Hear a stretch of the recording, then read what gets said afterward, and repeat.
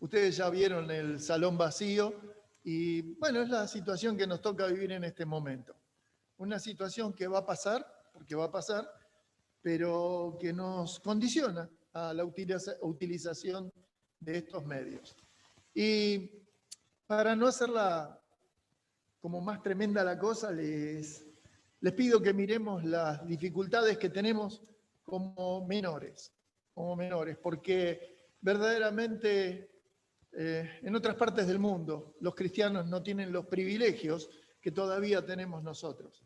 Los cristianos todavía en el resto del mundo y en países son perseguidos, son encarcelados, y nosotros, bueno, hoy nos encerraron, es por la salud, debemos aceptarlo, es correcto, pero todavía podemos salir a trabajar, todavía podemos hablar de Cristo, todavía podemos mostrar su amor al mundo que nos rodea. Así que hoy quiero compartir con ustedes un discurso del Señor Jesús.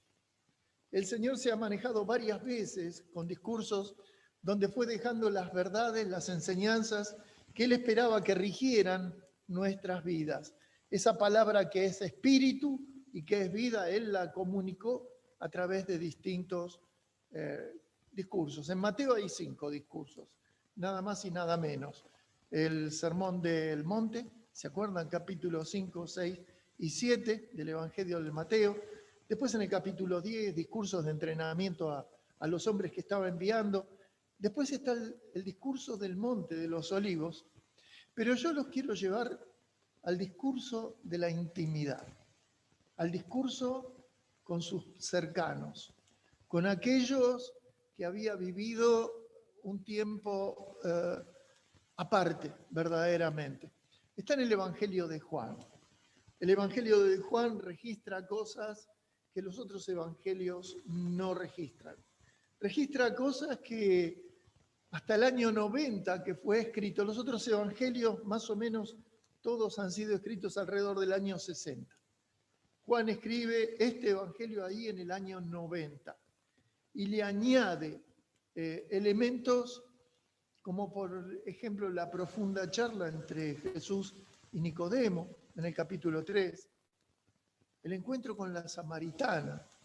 Y creo que Juan lo veía como una necesidad poner esos elementos porque nos dan dado profundidad acerca de la salvación por gracia y el nacer de nuevo y el acercarse aún a aquellos que no eran los que en general un judío se hubiera acercado.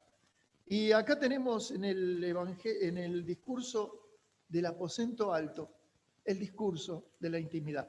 No lo vamos a leer todo porque abarca los capítulos 13, 14, 15 y 16. El capítulo 17, ustedes ya saben, es aquella famosa oración que el Señor hace por sus discípulos, esos íntimos, y por sus discípulos en el día de hoy. El capítulo 18 ya es el arresto del Señor. Pero empecemos con no vamos a leerlo todo, vamos a leer unos versículos del capítulo 13.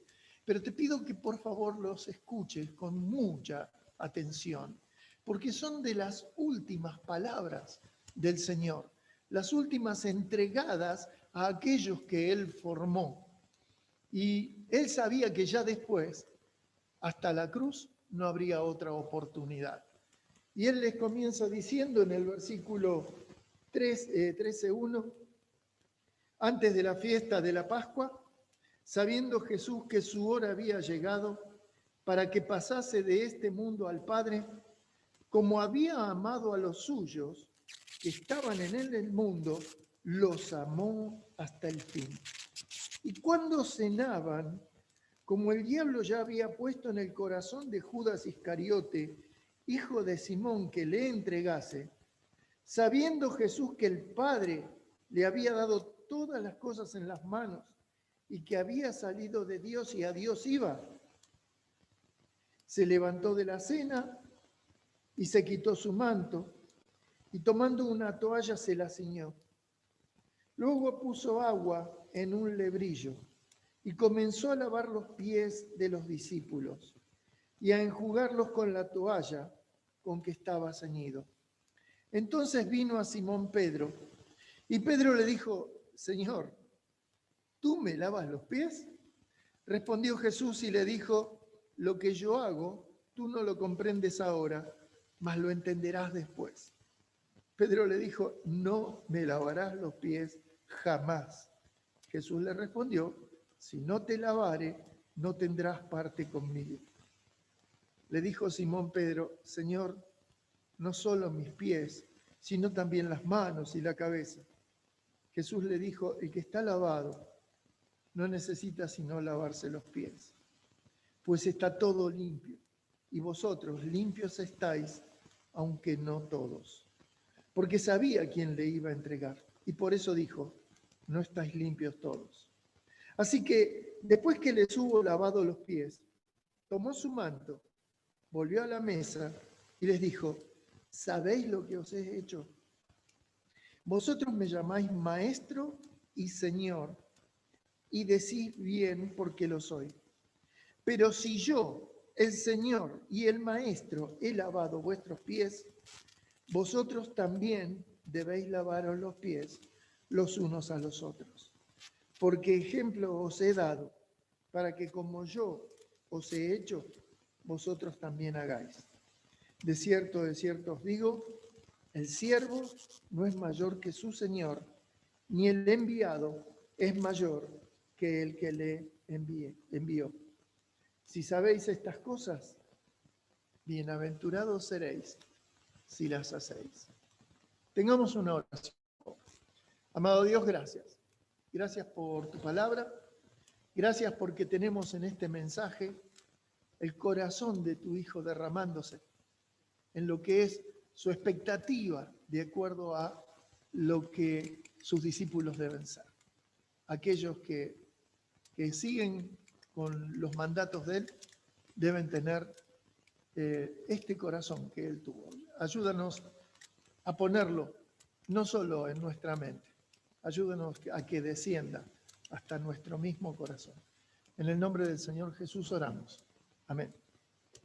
Bueno, les decía que este es el discurso de la intimidad con aquellos que Él había amado, con aquellos a los que Él había estado enseñando durante 3 años, en alguna casa, en algún fogón, en el camino, a la intemperie, debajo de un árbol.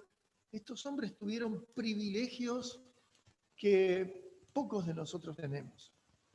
Y sin embargo, muchas veces, como nosotros, tampoco lo habían entendido todo.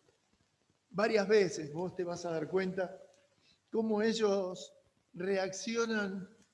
Bueno, generalmente Pedro es el que se encarga de mostrar ese tipo de reacciones porque tenía la boca floja, Pedro. Ojo, lo respeto y lo amo a Pedro porque me parezco mucho a él. Y sin embargo, él creo que muchas veces no le daba cauce a su mente, sino al corazón, ¿no? Y acá el Señor Jesús se arrodilla a lavar los pies de ellos y Pedro reacciona, no, jamás me vas a lavar los pies. ¿Por qué?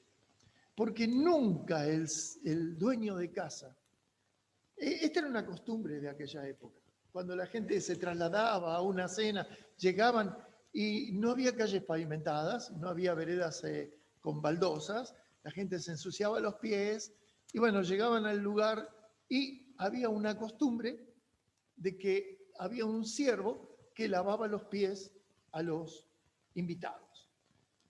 Si no había un siervo, el hijo menor lo hacía. El hijo menor lo hacía porque era lo habitual, porque era vergonzoso.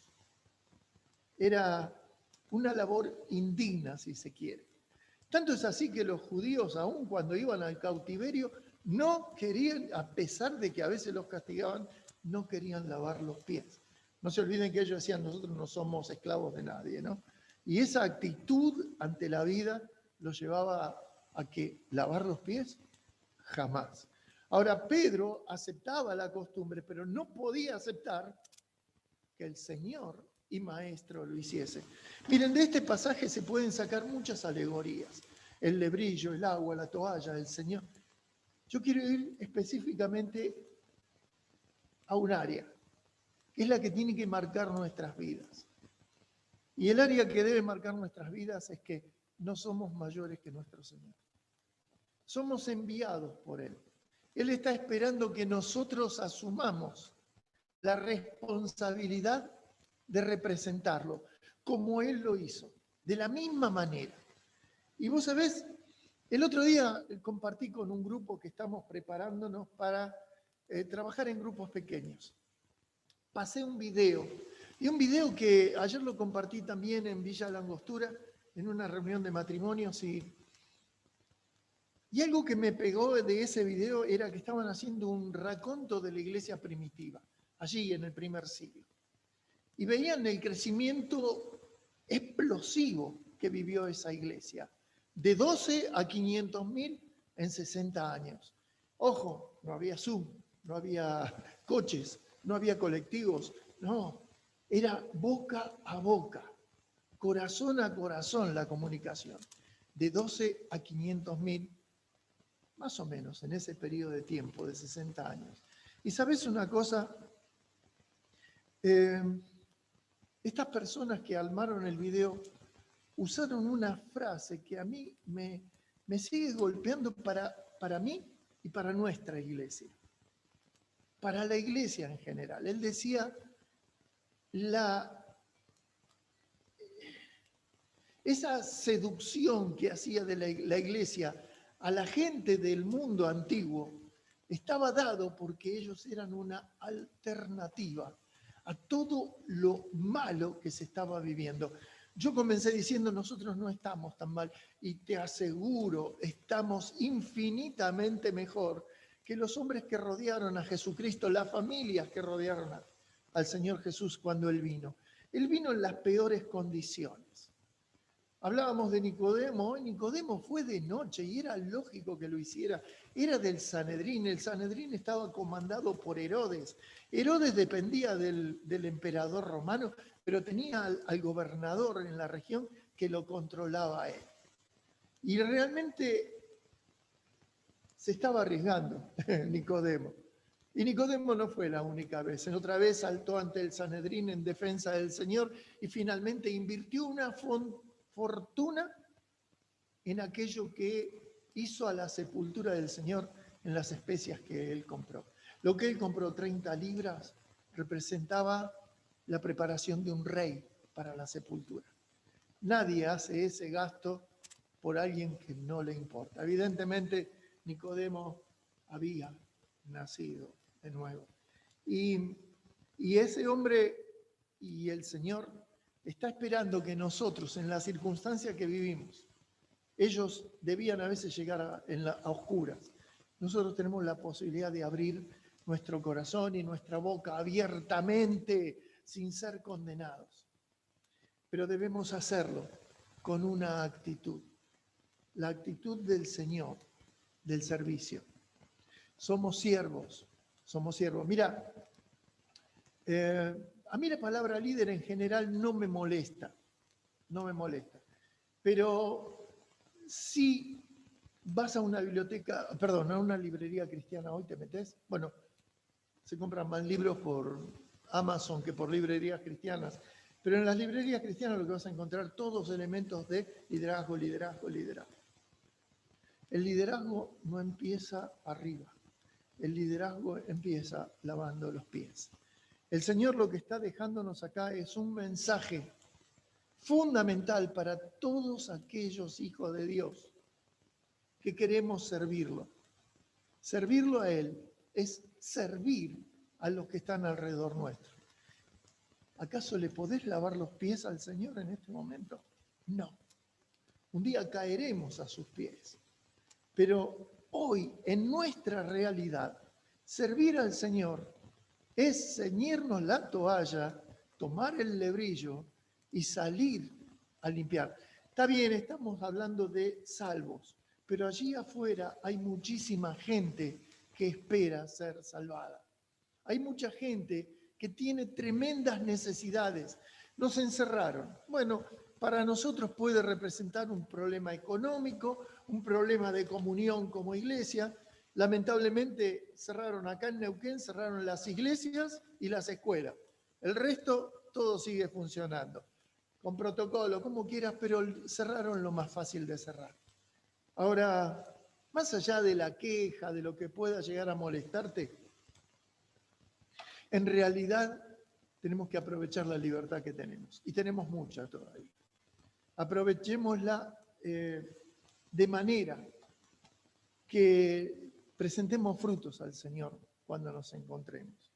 Acá la síntesis de este pasaje es que el Señor nos pide que nos humillemos, que aprendamos a ser siervos ante todo. Decía la palabra líder. Yo considero que un líder, si no es un siervo, no es un líder. Líder cristiano, los del mundo, dejémoslo allá, son cosas diferentes. Alguien me dijo, pero la palabra líder no está en la Biblia, la palabra misionero tampoco está en la Biblia. Pero está la palabra pastor, que presenta una función de guía. Está la palabra pastor, que presenta una función de cuidado, de servicio, nada más y nada menos que a las ovejas. Y lo que estamos hablando es que cada uno de nosotros tiene una responsabilidad de guiar. Yo no lo estoy tomando la palabra líder en el sentido específico de ser una persona encumbrada. Nada que ver. Tomemos la función de lo que representa un líder. Y la función es una persona que en honestidad está conduciendo un grupo hacia el mejor de las situaciones.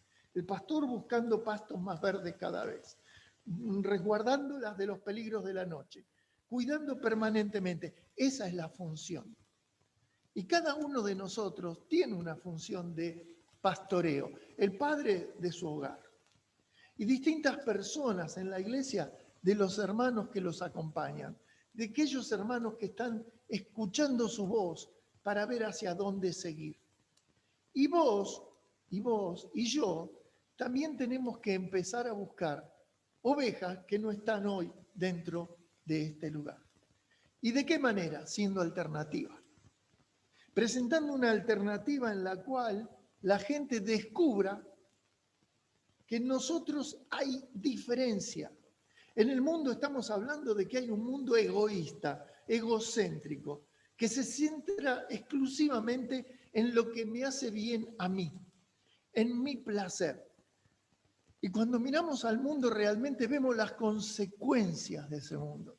Yo te digo, hay una canción que para mí debería estar como un salmo más. No digo que esté inspirada, pero ha hecho un buen análisis de la circunstancia que nos toca vivir en este momento y en todos los momentos, porque la naturaleza humana no ha cambiado.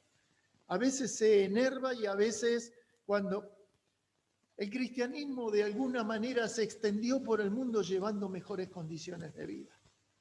Fue la causa de la libertad, fue la causa del establecimiento de las democracias, cuando la democracia griega ya había desaparecido. Fue el cristianismo el que instala esta forma de vida. Hoy el mundo se está desprendiendo del cristianismo y el mundo está empezando a tomar nuevamente el camino al autoritarismo. Es lógico, ojo, tiene que ser así, porque se va a levantar un gran dictador mundial. Lo sabemos todos porque está profetizado. Y en este tiempo también de dificultad creciente que se está viviendo, un español, Marcos Vidal, escribió acerca de cada vez más violencia, hablando de la sociedad en la que estamos, más maldad en la tierra, parece que el amor ha muerto y la locura reina sobre la humanidad. Jóvenes acabados, niños abandonados, a precio de placer y decidiendo solo el interés. Si no lo ves eso como la síntesis más absoluta de lo que nos está pasando como sociedad, el interés material ha hecho que haya infinidad de jóvenes acabados y niños abandonados aún en el seno de sus hogares. Y no hablemos de la calle. No voy a entrar en eso. No estoy refiriéndome a eso. Quiero ir un poco más ahí en esta canción en la que él dice una crítica en cierta forma a Dios. Él está planteando, ¿dónde te metiste, Dios? Y él lo dice de esta manera, el poeta. ¿Dónde quedan la justicia y la venganza? ¿Dónde quedan el castigo y la razón? ¿Por qué callas tú, Señor, y nos olvidas? ¿Cómo puedes permitir tanto dolor? Dime, ¿dónde está aquel Dios, el Dios de Elías, que de vez en cuando se dejaba oír? ¿Cuánto tiempo tardará aún tu espíritu en venir? Y te das cuenta que es una crítica, es un poco decirle a Dios, está bien, no es culpa nuestra lo que pasa, pero ¿dónde estás que no venís a solucionar? ¿Cuántas oraciones se deben haber levantado contra la injusticia? ¿Cuántas oraciones estás levantando vos, estoy levantando yo contra la sinrazón? ¿Cuántas veces estamos esperando que Cristo venga para que se termine todo esto? Y hay veces que en el corazón también decimos, Señor, ¿hasta cuándo? ¿Hasta cuándo? Y este hombre le pregunta, ¿dónde está aquel Dios, el Dios de Elías? Y lo increíble es cómo Dios se toma la iniciativa de responderle. Y entonces le dice al escritor de la canción, ahora cíñete como un varón valiente. Yo hablaré y tú me contestarás a mí, le dice Dios. ¿Dónde están aquellos hombres como Elías, que dejaron todo por seguirme a mí, que rompieron compromisos con el mundo solo por agradarme a mí? ¿Dónde están aquellos 3 que en Babilonia prefirieron ser quemados a ceder? ¿Dónde está aquel Daniel que me adoraba? ¿Dónde está la santidad de aquel José? ¿Dónde está ese niño que mató al gigante? ¿Dónde están los sucesores de Josué? ¿Dónde están esas mujeres entregadas como Esther? Evidentemente, ¿sabes qué? Dios no te pide que vayas a matar gigantes. Dios no te está pidiendo específicamente que salgas a enfrentar al mundo en una acción liberadora. La liberación más grande empieza en lo más pequeño. Lo más grande que podemos hacer hoy en este tiempo es atrevernos a vivir para Él. Es dejar de lado los compromisos con el mundo y empezar a vivir para Él. ¡Wow! Como líderes, mira, no nos equivoquemos, porque el Señor no está pidiendo que armemos más catedrales. Está pidiendo que lo llevemos desde nuestros hogares a nuestros vecinos, que en cada casa se abra un lugar de refugio, que en cada casa, cada vecino tuyo descubra la presencia de Jesús en tu vida. ¿Qué me tengo que convertir en un Flanders? No te olvides, Flanders es un hombre que está viviendo la fe. El mundo se burla, pero ¿sabes una cosa? Tenemos que empezar a vivir de tal manera que el mundo nos identifique y seamos alternativa. ¿De qué manera? Mirá hacia abajo, mirá hacia abajo. Mirá a los que están alrededor tuyo, tu prójimo, tu prójimo. ¿Quién es tu prójimo? La palabra prójimo es próximo. ¿Quiénes son los que están alrededor? ¿Quiénes te rodean todo el día? Bueno, a esos que te rodean todo el día, todos los días, que son habitués en tu vida, rostros que se repiten, empezá a mirar en sus ojos, empezá a mirar sus necesidades. En Mateo 25, ya en el juicio, el Señor va a separar a las ovejas de los cabritos. En Mateo 25, el Señor dice entonces el rey les dirá a los de la derecha, venid, benditos de mi Padre, heredad del reino preparado para vosotros desde la fundación del mundo, porque usaste la música correcta para cantarme. ¿Dice eso? No, no dice eso. Porque se vestían más correctamente que los otros, porque no faltabas un domingo. ¿Dice eso? No, no dice eso. Y no estoy yendo a que no tengamos que venir el domingo a la iglesia y que no que tengamos que tener corrección. No estoy hablando de eso. Él está yendo al meollo. Y el Señor dice, porque tuve hambre y me disteis de comer, tuve sed y me disteis de beber, fui forastero y me recogisteis, estuve desnudo y me cubristeis, enfermo y me visitasteis, en la cárcel y vinisteis a mí. Entonces los justos le responderán diciendo, Señor, ¿cuándo te vimos hambriento y te sustentamos? O sediento y te dimos de beber. ¿Y cuándo te vimos forastero y te recogimos, o desnudo y te cubrimos? ¿O cuándo te vimos enfermo o en la cárcel y vinimos a ti? Respondiendo él les dirá, de cierto os digo, que cuando lo hicisteis a uno de estos mis hermanos más pequeños, a mí me lo hicisteis. ¿Te das cuenta, no? Ojo, y esto no tiene que ver que vamos a entrar al reino por las obras. Vos sabés que la salvación no se obtiene por hacer estas cosas. Pero sí, aquel que es oveja del Señor, aquel que es hijo de Dios, tiene que estar mostrando estas cosas en su vida.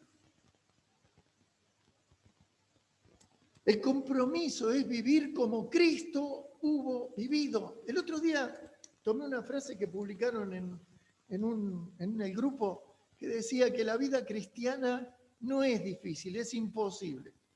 Por eso Cristo te pide que vos mueras para vivir Él en tu lugar, para que viva como Él. ¿Cómo vivió Él? Fíjate cómo vivió Él. Él era, vos lo sabés, Él que hizo todas las cosas. Todo el Colosenses, todo fue hecho en Él, por Él y para Él. Entonces, Él es el creador, Él es el hacedor, Él es el que te dio vida, Él es el que sustenta tu vida a cada instante. Ese, el creador del universo, nació en un pesebre, vivió como carpintero, nos dejó un modelo a seguir y nosotros estamos queriendo encumbrarnos porque nos dejamos seducir por el mensaje de este mundo. Tenemos que empezar a sacar afuera. La palabra iglesia, ¿saben lo que significa? Ekkaleo, llamados afuera. ¿Afuera de dónde? Afuera del mundo. Porque Él quiere hablarnos, Él quiere enseñarnos, como hizo con los 12, como hizo con los 120. ¿Qué quiso enseñarles? Salgan del mundo, déjenlo todo. Mira, ¿sabes cuál es el riesgo, creo, de un mensaje como este? Que sea rechazado. Que sea rechazado. Si Jesús apareciera hoy en medio nuestro, no te digo transfigurado, porque ahí no habría nadie que no... Si Jesús, el Jesús de aquella época, reapareciera hoy, despreciado y humillado, y apareciera hoy y nos trajera este mensaje que Él daba. ¿Se acuerdan cuando Él se lo daba a la multitud? Que venían detrás de Él y le decían, ¿saben qué? Tienen que morir. ¿Y qué pasaba con las multitudes? Se iban. Ahora, el Señor nos pide, hagan el bien. Hagan el bien. Proverbios 3:27, hay un hermoso versículo que lo han parafraseado otros. Haz el bien sin mirar a quién. ¿Sí? Ese es el concepto. Proverbios 3:27. Haz el bien sin mirar a quién. Nosotros somos hacedores de lo bueno. Para eso hemos sido llamados. Cada día que nos levantamos tenemos que empezar con el Señor, el gran encuentro diario, y salir de casa a ser hacedores de bondades.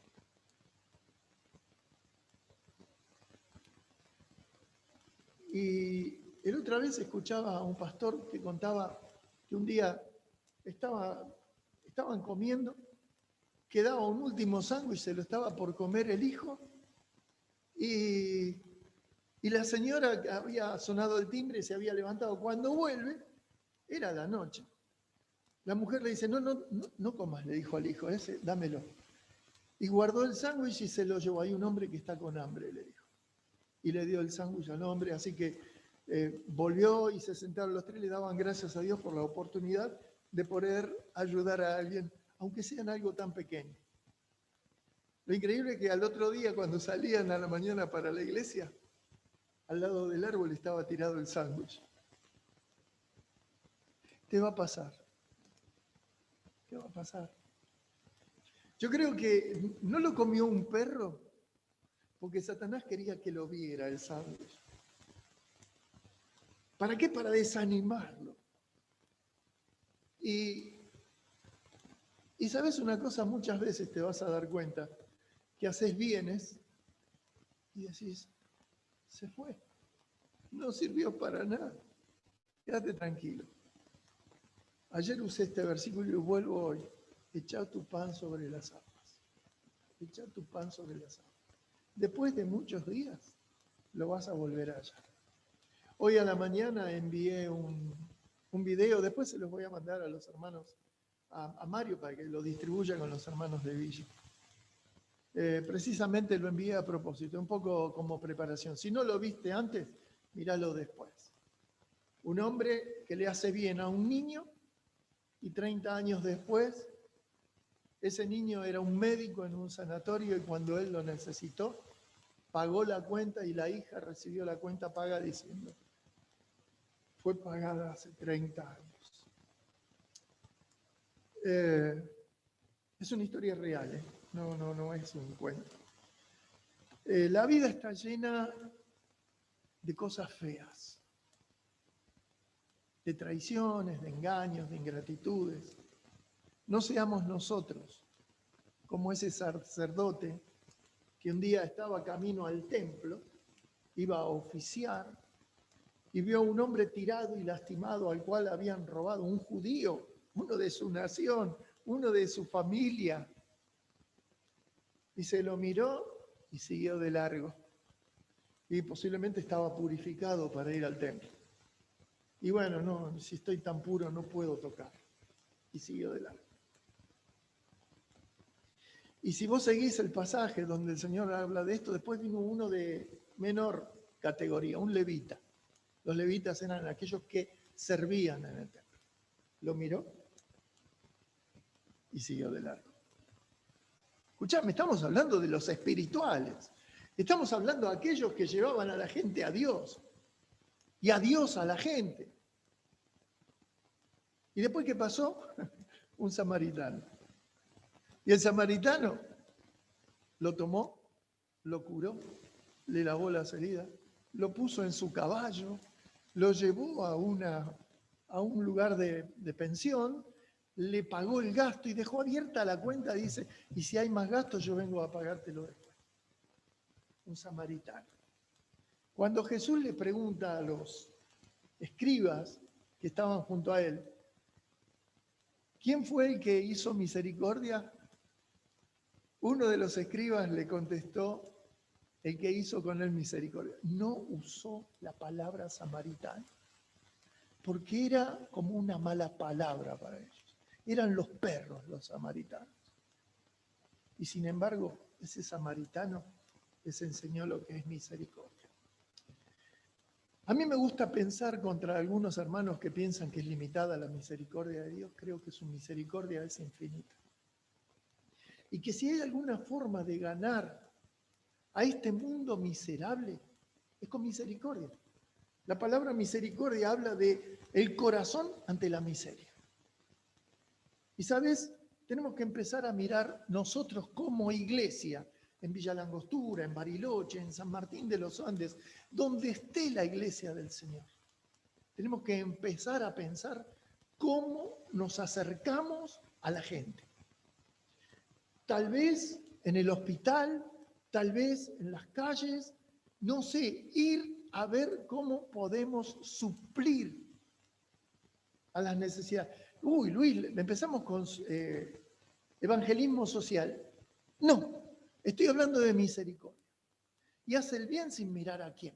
Aún a los enemigos, nos dice el Señor, que tenemos que, ¿qué cosa?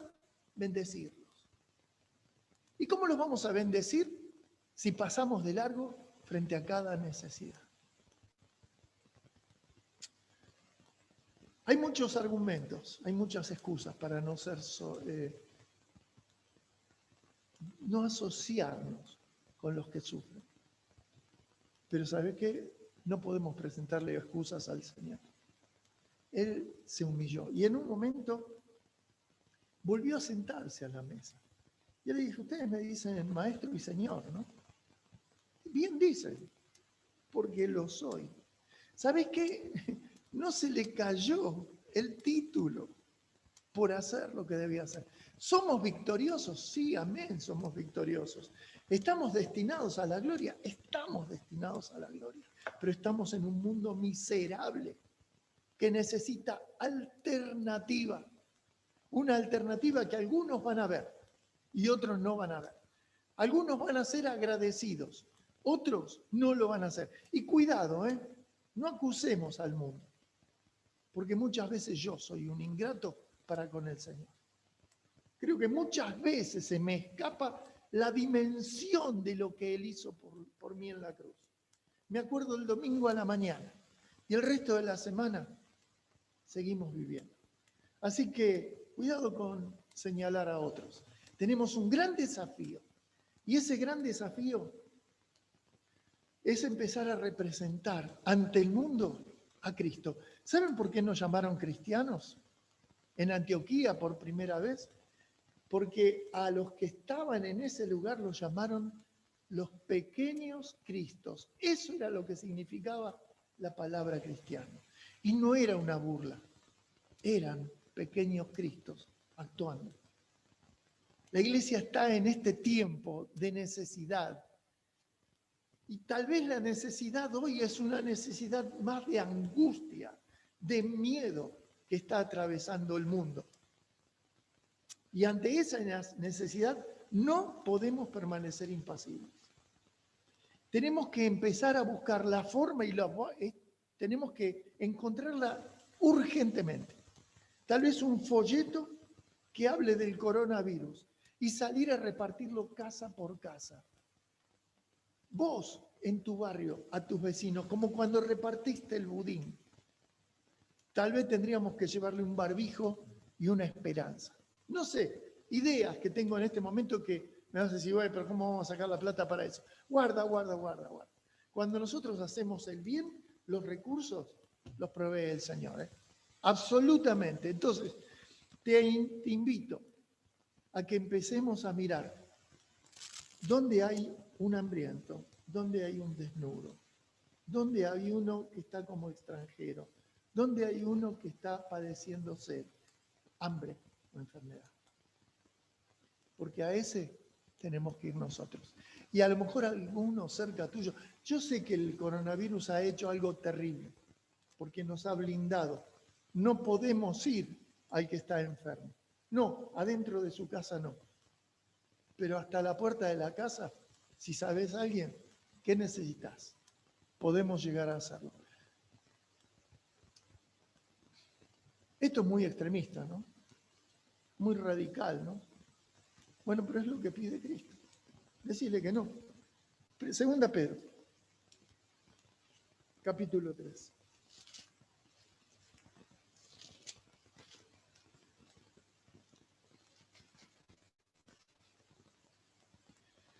Segunda Pedro 3, capítulo 3,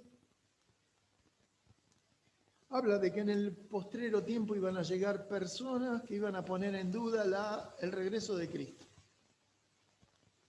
Diciendo, versículo 4, 3:4, ¿dónde está la promesa de su advenimiento, de su venida?